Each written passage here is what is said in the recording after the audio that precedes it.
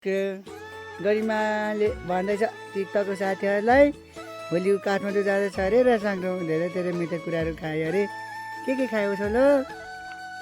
मैले खाएँ नि गाली बाबाको।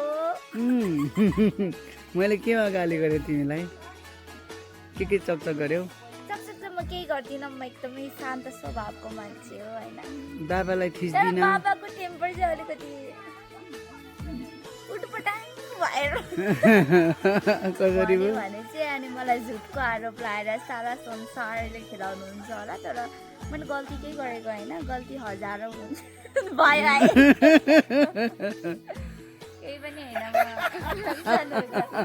स्ट्रबेरी अब लानु लागेको छु होइन। अनि मेरो हालत चाहिँ यस्तै छ है, डन्जर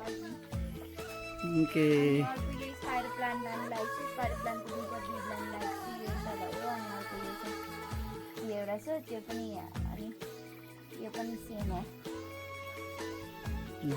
कहाँ लाने तिमी?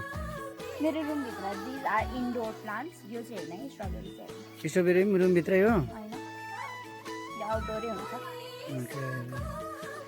अनि भनिदेऊ भोलिपछि खानेछु भनिदेऊ। टिकटकमा तिमीलाई धेरै साथीले चिन्छ, बाबा छोरी भनेर भिडियो हेर्छन्।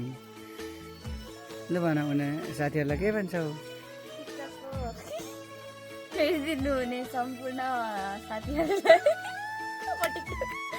म टिकटकै हेर्छु। खासै म चाहिँ खासै टिकटक चलाउँदिनँ नि त, अनि मलाई हाँस उठ्छ क्या यस्तो कुराहरू। साथीहरू बाबाको टिकटकको सम्पूर्ण साथीहरूले हेरिदिनु भएकोमा धेरै धेरै धन्यवाद। अनि परिचय गरिदिएको अन्त हो? मेरो नाम चाहिँ गरिमा लिङदम, म चाहिँ चारखोले सिसे लिङदमको छोरी हो। ए थ्याङ्क यू।